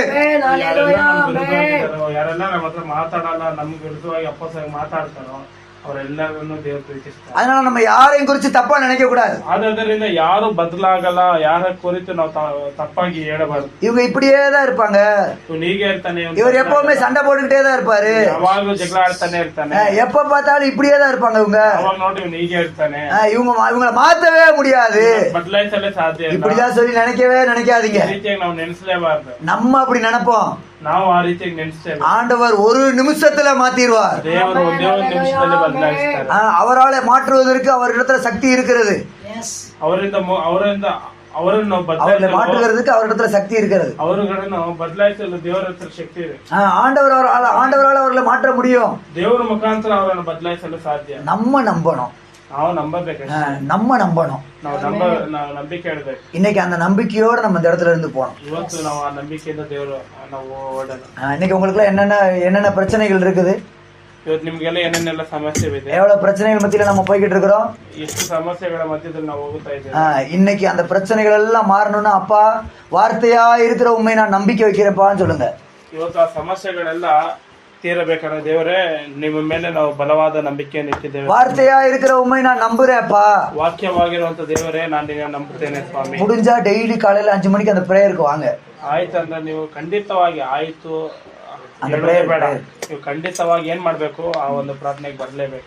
காலைல 5 மணிக்கு வாங்க, ಮುಂಜಾನೆ ಒಂದು 5 ಗಂಟೆಗೆ ಬರಬೇಕು. நல்ல முகம் கழுவி ஃப்ரெஷ்ஷா எந்திரிச்சு உட்காந்து போன் அட்டெண்ட் பண்ணுங்க, அந்த மீட்டிங்ல இருங்க. ಚೆನ್ನಾಗಿ ಮುಖ ತೊಳೆದು ಫ್ರೆಶ್ ಆಗಿ, ಇಲ್ಲ ಮಲ್ಕೊಂಡ್ಬಿಟ್ಟು ಆನ್ ಮಾಡಿಕೊಂಡು ಬಿಡ್ಬೇಕು. நம்மால் நிறைய பேர் என்ன பண்ணுவாங்க கேட்டீங்கன்னா, ஆன்ல போட்டு மியூட் போட்டு பக்கத்துலயே வச்சுட்டு நம்மளை கூப்பிடுவாங்க, என்ன பண்ணிக்கலாம், அப்ப எந்திரிச்சுக்கலாம், படுத்துக்கலாம் அப்படின்னு சொல்லிட்டு அப்படியே வீட்டுல போட்டு பக்கத்துலயே படுத்துக்குவாங்க, போனே பக்கத்துல ಆನ್ ಮಾಡ್ಬಿಟ್ಟು ಮಲ್ಕೊಂಡ್ಬಿಡ್ತಾರೆ. அந்த வேலை எல்லாம் பண்ணாதீங்க. ಆ ರೀತಿಯಾದ ಒಂದು ಕಾರ್ಯಗಳು ಮಾಡಬಹುದು. ஆண்டவருக்கும் முன்னால நான் உட்கார்ந்து இருக்கிறேன், ದೇವರ ಮುಂದೆಗಡೆ ನಾವು இந்த காலையில சாமி என்கிட்ட பேசணும், கடவுள் என்கிட்ட ಈ பேசணும். ಒಂದು ಮುಂಜಾನೆ ದೇವರು ನಮ್ಮ ಬಳಿ ಮಾತಾಡಬೇಕು. நீங்க அந்த பிரேயருக்கு வாங்க, எது மூலமானாலும் ஆண்டவர் உங்ககிட்ட பேசுவார். ನೀವು ಒಂದು ಪ್ರಾರ್ಥನೆಗೆ ಬರ್ರಿ, ಯಾವ್ದು ಮುಖಾಂತರ ದೇವರು ನಿಮ್ಮ ಬಳಿ ಮಾತಾಡ್ತಾರೆ. சில நேரம் பிரேயர் பாயிண்ட்ல ஆண்டவர் உங்ககிட்ட பேசுவார். ಸ್ವಲ್ಪ ಸಮಯ ಒಂದು ದೇವರ ಒಂದೊಂದು ಪಾಯಿಂಟ್ ಗಳು ವಾಕ್ಯ ಇರ್ತದೆ, ಅಲ್ಲಿ ಈ ರೀತಿಯಾಗಿ ಪ್ರಾರ್ಥನೆ ಮಾಡ್ಬೇಕಂತ ವಾಕ್ಯಗಳಿರುತ್ತೆ, ಅದರ ಮುಖಾಂತರ ದೇವರು ನಿಮ್ಮನ್ನು ಮಾತಾಡ್ತಾರೆ. சில நேரம் யாராவது பிரேயர் பண்ணுவாங்க, அவங்க அப்படி பிரேயர் பண்ணும்போது அந்த வார்த்தையில இருந்து ஆண்டவர் நம்மகிட்ட பேசுவார். ಒಂದು ಕೆಲವೊಂದು ಸಮಯ ಬೇರೆಯವರು ಯಾರಾದ್ರೂ ಪ್ರಾರ್ಥನೆ ಮಾಡ್ತಾರೆ, ಅದ್ರ ಮುಖಾಂತರ ದೇವ್ರು ನಿಮ್ಮ ಬಳಿ ಮಾತಾಡ್ತಾರೆ. அதுக்கு பிற்பாடு 5:30 மணிக்கு இல்லைன்னா 5:40க்கு யாராவது வந்து பைபிள் வாக்கியத்தை எடுத்து நமக்கு சொல்லி கொடுப்பாங்க. 5:15 ಇಲ್ಲ 5:45 ಯಾರಾದ್ರೂ ವಾಕ್ಯವನ್ನು ಎತ್ತಿ ನಮ್ಗೆ ಹೇಳ್ಕೊಡ್ತಾರೆ. அப்படி பாருங்க, அப்ப நமக்கு தெரியாத வார்த்தைகள் கூட அவங்க இந்த வார்த்தை இப்படி, இந்த வார்த்தை இப்படி இருக்குது, நம்ம இப்படி இருக்கணும்னு சொல்லி நமக்கு இந்த வார்த்தையை வச்சு, வார்த்தையாகிய தேவனை நமக்கு எடுத்து காட்டுறாங்க. ನಮ್ಗೆ ಗೊತ್ತಿಲ್ಲದ ಒಂದು ವಾಕ್ಯವನ್ನು ಎತ್ತು, ನಾವು ಗೊತ್ತಿಲ್ಲದ ಒಂದು ವಾಕ್ಯವನ್ನು, ಆ ಒಂದು ವಾಕ್ಯವನ್ನು ಮುಂಜಾನೆ ವೇಳೆಯಲ್ಲಿ ಕೊಡುವಾಗ ನೀವೇನ್ ಮಾಡ್ತೀರಾ, ಗೊತ್ತಿಲ್ಲದ ಒಂದು ವಾಕ್ಯವನ್ನು ಅರ್ಥ ಮಾಡ್ಕೊಳ್ತೀರಾ. நான் இப்படி கதையா சொல்றதை விட ஒரு நாள் அந்த பிரேயருக்கு நீங்க வந்து பாருங்க. ನಾನು ಹೀಗೆ ಒಂದು ಕಥೆಯ ರೀತಿಯಲ್ಲಿ ನಿಮ್ಮ ಬಳಿಲಿ ಹೇಳುವ ಬದಲು ನೀವು ಒಂದ್ ದಿವಸ ಮುಂಜಾನೆ ಆ ಪ್ರಾರ್ಥನೆ ಬರ್ರಿ. நல்ல இன்ட்ரெஸ்டா வரணும், நம்ம நல்ல ஒரு வாஞ்சையா வரணும். ಭಯಭಕ್ತಿಯಿಂದ, ಒಂದು ವಿಶ್ವಾಸದಿಂದ, ಒಂದು ನಂಬಿಕೆಯಿಂದ, ಇಲ್ಲ ನಾನು ಒಂದು ಪ್ರಾರ್ಥನೆ ಮಾಡ್ಬೇಕು ಅಂತ ವಿಶ್ವಾಸದಿಂದ ಬರ್ಬೇಕು. அதாவது இப்ப ஃபேமிலியா தியேட்டருக்கு போறோம்னு வைங்களேன், ஃபேமிலியா தியேட்டருக்கு போறோம், ಒಂದು ಕುಟುಂಬ ಸಮೇತವಾಗಿ ಒಂದು ಚಲನಚಿತ್ರ ಥಿಯೇಟರ್ಗೆ ಹೋಗ್ತಾರೆ. 2:30 மணிக்கு ஷோ அப்படின்னா 12 மணில இருந்தே ட்ரெஸ் எடுத்து அது வச்சு இது வச்சு மேக்கப் பண்ணி அது போட்டு இது போட்டு 12 மணில இருந்தே ரெடி ಆಗಿட்டு இருப்போம். ಹೊಸಪೇಟೆಯಲ್ಲಿ 2 ಗಂಟೆಗೆ ಶೋ ಇರ್ತದೆ ಥಿಯೇಟರ್ ಅಲ್ಲಿ. ನೀವೇನ್ ಮಾಡ್ತೀರಾ, 11 ಗಂಟೆಗೆ ಇಲ್ಲೆಲ್ಲ ರೆಡಿ ಆಗಿ 11 ಗಂಟೆಯಿಂದಾನೆ ಎಲ್ಲ ರೆಡಿ ಮಾಡಿ ಬೇಗ ಬಿಡ್ತೀರಾ. எல்லாம் வாங்க எல்லாம் வாங்க, யார் யாரெல்லாம் வராங்களோ ஃபேமிலியில எல்லாருக்கும் ஃபோன் பண்ணி எங்க இருக்கிறீங்க, எல்லாம் வாங்க, எல்லாம் நீ தியேட்டருக்கு போறோம். எவ்வளவு உற்சாகமா எவ்வளவு சந்தோஷமா எல்லாம் கிளம்புறோம். ಫ್ಯಾಮಿಲಿ ಯಾರ್ಯಾರು ಇದ್ದೀರಾ ಎಲ್ಲರೂ ಬರ್ರಿ, ನಾವು ಥಿಯೇಟರ್ಗೆ ಹೋಗ್ಬೇಕು, ಟೈಮ್ ಆಯ್ತು, 1 ನಿಮಿಷ ಲೇಟ್ ಆಯ್ತು ನಾವು ಬಿಡಲ್ಲ ಅಂತ ಏನ್ ಮಾಡ್ತೀವಿ, ಸಂತೋಷದಿಂದ ಏನ್ ಮಾಡ್ತೀವಿ, ಫಸ್ಟ್ ಅದಕ್ಕೆ ಹೋಗಲು ಪ್ರಾರಂಭ. இன்னைக்கு எங்க குடும்பத்தோட சேர்ந்து நாங்க படம் பார்க்க போறோம். ಇವತ್ತು ನಾವು ಕುಟುಂಬ ಸಮೇತ ನಾವು ಫಿಲಮ್ ನೋಡ್ತೇವೆ. எவ்வளவு சந்தோஷம், எவ்வளவு உற்சாகமா கிளம்பி போவோம். ಇಷ್ಟು ಸಂತೋಷದಿಂದ, ಒಂದು ಉತ್ಸಾಹದಿಂದ ನೀವು ಹೋಗುತ್ತೇವೆ. அதை விட முக்கியமான காரியம் காலையில 5 மணி பிரேயர். ಅದಕ್ಕಿಂತ ಮುಖ್ಯವಾದ ಕಾರ್ಯ ಮುಂಜಾನೆ 5 ಗಂಟೆಯ ಪ್ರಾರ್ಥನೆ. அப்ப 5 மணிக்குன்னா ஒரு 4:55க்குலாம் ஒரு அலாரம் வச்சு சீக்கிரமா எந்திரிச்சு முகமெல்லாம் கழுவி ஏசப்பாவை நான் பார்க்க போறேன், ஏசப்பா கிட்ட பேச போறேன் அப்படின்னு சந்தோஷமா ஓடி வந்து உட்காரணும். ನೀವು 5 ಗಂಟೆ ಪ್ರಾರ್ಥನೆಯನ್ನು 4:45ಗೆ ಎತ್ತಿ ಕೈಕಾಲು ಮುಖ ಎಲ್ಲ ತೊಳೆದು ನಾವು ಇಲ್ಲ ದೇವರ ಹತ್ರ ಮಾತಾಡೋದು, ಇವತ್ತು ಹೋಗ್ತಾ ಇದ್ದೇನೆ ಅಂತ ನಂಬಿಕೆಯಿಂದ ಕುಳಿತುಕೊಳ್ಬೇಕು. நீங்க சந்தோஷமா ஓடி வரணும். ನೀವು ಸಂತೋಷದಿಂದ ಓಡಿ ಬರ್ಬೇಕು. அப்படி நீங்க ஓடி வாங்க, ஆண்டவர் உங்ககிட்ட பேசுவார். ಆ ರೀತಿಯಾಗಿ ಓಡಿ ಬರ್ರಿ, ದೇವರು ನಿಮ್ಮ ಬಳಿ ಮಾತಾಡ್ತಾರೆ. அந்த மீட்டிங் முடியறதுக்குள்ள ஒரு வார்த்தையாவது கர்த்தர் உங்களுக்கு அனுப்புவார். ಆ ಒಂದು ಪ್ರಾರ್ಥನೆ ಮುಗಿಯೋಷ್ಟರಲ್ಲಿ ಒಂದೇ ಒಂದು ವಾಕ್ಯ ಆದ್ರೂ ದೇವರು ನಿಮ್ಮ ಬಳಿ ಮಾತಾಡ್ತಾರೆ. நீங்க அதுலயே சேர்ந்து சேர்ந்து சேர்ந்து பிரேயர் பண்ணிக்கிட்டே வாங்க, உங்க லைஃப் உங்களுக்கு தெரியாமலே ஒரு சேஞ்ச் உண்டாகும். ನೀವು ಅದರಲ್ಲೇ ಸೇರಿ ಸೇರಿ ದೇವರ ಬಳಿ ಮಾತಾಡ್ತಾ ಬರ್ರಿ, ದೇವರು ನಿಮ್ಮ ಜೀವಿತವನ್ನು ಬದಲಾಯಿಸ್ತಾರೆ. அதுல இருந்து நீங்க ஜெபம் பண்ணிட்டே வாங்க, அந்த வார்த்தையை நீங்க கேட்டுக்கிட்டே வாங்க, உங்களுக்கு தெரியாமலே ஆண்டவர் உங்களுடைய ஜீவிதத்துல பெரிய காரியங்களை செய்வார். ಆ ವಾಕ್ಯ ನೀವು ಕೇಳ್ತಾನೆ ಬರ್ರಿ, ಕೇಳ್ತಾನೆ ಬರ್ರಿ, ದೇವರು ನಿಮ್ಗೆ ಗೊತ್ತಿದ್ದಾರೆ ನಿಮ್ಮ ಜೀವಿತವನ್ನು ಬದಲಾಯಿಸ್ತಾರೆ. நம்ம எல்லாரும் நம்முடைய கண்களை மூடுவோம். ಎಲ್ಲ ಕಡೆಗಳ ಮುಚ್ಚಿ ಪ್ರಾರ್ಥನೆ. வார்த்தையா இருக்கிற அந்த தேவனை நாம் விசுவாசிப்போம். ವಾಕ್ಯವಾಗಿರುವಂತಹ ದೇವರನ್ನು ವಿಶ್ವಾಸ ಇಡೋಣ. அப்பா எனக்காக இன்றைக்கு வார்த்தையை அனுப்புங்கப்பா. ಅವ್ರು ನಮಗೋಸ್ಕರ ಒಂದು ವಾಕ್ಯವನ್ನು ದಯಪಾಲಿಸಿ. இவ்வளவு நேரம் ஆண்டவர் நம்மோடு கூட பேசி கொண்டிருந்தார். ಇಲ್ಲಿವರೆಗೂ ದೇವರು ನಮ್ಮ ಬಳಿ ಮಾತಾಡ್ತಾ ಇದ್ದಾರೆ. இப்ப அந்த வார்த்தைக்கு நம்ம ஒப்பு கொடுப்போம். ಇವಾಗ ನಾವೊಂದು ಆ ವಾಕ್ಯಕ್ಕೆ ಒಪ್ಪಿಸಿಕೊಡೋಣ. ஆண்டவரே கேட்ட வார்த்தைக்கு நான் ஒப்பு கொடுக்கிறேன் ராஜா. ನಾವು ಕೇಳಿದ ವಾಕ್ಯವನ್ನು ಒಪ್ಪಿಸಿಕೊಡ್ತೇವೆ ಸ್ವಾಮಿ. எனக்குள்ள அந்த வார்த்தை கிரியை செய்யணும் அப்பா. ನನ್ನೊಳಗಡೆ ಆ ವಾಕ್ಯವು ಕ್ರಿಯೆ ಮಾಡಬೇಕು ಸ್ವಾಮಿ. வார்த்தையா இருக்கிற தேவன் எனக்குள்ள வாசம் பண்ண வேண்டும். ವಾಕ್ಯವಾಗಿರುವಂತ ದೇವರು ನಮ್ಮೊಳಗಡೆ ವಾಸ ಮಾಡಬೇಕು. என் லைஃபை மாத்த வேண்டும். ನನ್ನ ಜೀವಿತವನ್ನು ಬದಲಾಯಿಸಬೇಕು.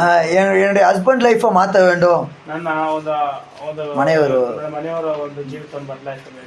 எங்களுடைய குடும்பத்தில் இருக்கிற ஒவ்வொருடைய வாழ்க்கையையும் மாற்ற வேண்டும். ನನ್ನ ಕುಟುಂಬದಲ್ಲಿರುವಂತಹ ಒಂದೊಂದು ಜೀವಿತವನ್ನು ಬದಲಾಯಿಸಬೇಕು. குடும்பத்தில் இருக்கிற பிரச்சனைகள் மாற்றப்பட வேண்டும். ಕುಟುಂಬದಲ್ಲಿರುವಂತಹ ಸಮಸ್ಯೆಗಳನ್ನು ಬದಲಾಯಿಸಬೇಕು. இந்த அமராவதி ஜனங்கள் சந்திக்கப்பட வேணும். ಅಮರಾವತಿ ಗ್ರಾಮದ ಜನರು ಬದಲಾಯಿಸಬೇಕು. ஆண்டவரே உம்மை நம்பி இருக்கிறோம் ராஜா. ನಾವು ನಿಮ್ಮ ನಂಬಿದ್ದೇವೆ ಸ್ವಾಮಿ. உம்முடைய வார்த்தையை இந்த ஜனங்களுக்கு கொடுங்கப்பா. ವಾಕ್ಯವನ್ನು ಈ ಜನಗಳಿಗೆ ಕೊಡು ಸ್ವಾಮಿ. வார்த்தையாய் வந்த இயேசு ஒவ்வொருவருக்குள்ளும் போங்க ராஜா. ವಾಕ್ಯವಾಗಿ ಬಂದಿರುವಂತ ಯೇಸು ಒಬ್ಬೊಬ್ಬರ ಹೃದಯಗಳಲ್ಲಿ ಹೋಗು ಸ್ವಾಮಿ. ஜோமனோமா, நம்ம எல்லாரும் ஜோமனோமா, நம்ம எல்லாம் எந்திரிச்சு நினைக்கலாம். இது நாம் நம்மை ஒப்பு கொடுக்கிற ஒரு நேரம். நமக்காய் தேவன் இறங்கி கிரியை செய்யக்கூடிய ஒரு நேரம். ஆண்டவர் உங்களுக்காக இறங்கக்கூடிய ஒரு நேரம். ಮಕ್ಕಳು ಹಿಡಿಯುವಂತ ಸಮಯವಾಗಿದೆ. நீங்க கேளுங்கள் நான் உங்களுக்கு கொடுப்பேன் என்று சொல்லி இருக்கிறார். ದೊರೆಯುತ್ತದೆ ಅಂತ ದೇವರ ವಾಕ್ಯ ಹೇಳಿದೆ. இப்ப கேக்குறீங்களா? ಇವಾಗ ನೀವು ಕೇಳ್ತೀರಾ? உங்களுக்கு என்ன பிரச்சனை இருக்கிறது? ನಿಮಗೆ ಏನು ಸಮಸ್ಯೆಗಳಿದೆ? உங்களுக்கு என்ன தேவை இருக்கிறது? ಏನು ಅಗತ್ಯಗಳಿದೆ? ஆண்டவர் எங்கே உங்களுக்கு கிரியை செய்ய வேண்டும்? ಎಲ್ಲಿ ನಿಮ್ಮ ಕ್ರಿಯೆಯನ್ನು ಮಾಡಬೇಕು? இப்ப ஆண்டவரிடத்துல கேப்பீங்களா? ನಾವು ದೇವರ ಬಳಿ ಕೇಳೋಣ. எல்லா கண்களை மூடி ನಾವೆಲ್ಲ ಕಣ್ಣುಗಳನ್ನು ಮುಚ್ಚಿ கைகளை உயர்த்தி ಕೈಗಳನ್ನು ಎತ್ತು. என்னென்னலாம் பிரச்சனைகள் இருக்கிறதோ, ಏನೆಲ್ಲ ಸಮಸ್ಯೆಗಳಿದ್ದಾವೆ, என்னென்னலாம் கஷ்டங்கள் இருக்கிறதோ, ಏನೆಲ್ಲ ಕಷ್ಟಗಳಿದ್ದಾವೆ, எல்லாவற்றையும் ஆண்டவருடைய பாதத்துல சொல்லுவோமாக. ದೇವರ ಪಾದದಲ್ಲಿ ಕೇಳೋಣ. வார்த்தையா இருக்கிற தேவன் ವಾಕ್ಯವಾಗಿರುವಂತ ದೇವರು இதோ நம்ம மத்தியில இருக்கிறார். இதோ ನಮ್ಮ ಮಧ್ಯದಲ್ಲಿ இதோ நம்ம மத்தியில அவர் வார்த்தையா இருக்கிறார். ವಾಕ್ಯವಿದೆ. அந்த வார்த்தையிலே ஜீவன் இருக்கிறது. ವಾಕ್ಯದಲ್ಲಿ ಜೀವವಿದೆ. அந்த வார்த்தையிலே வல்லமை இருக்கிறது. அந்த வல்லமை அந்த வார்த்தை மாறாத வார்த்தை. ಮಾರ್ಪಡೋದು அந்த வார்த்தை உங்களுக்காக கிரியை செய்யக்கூடிய வார்த்தை.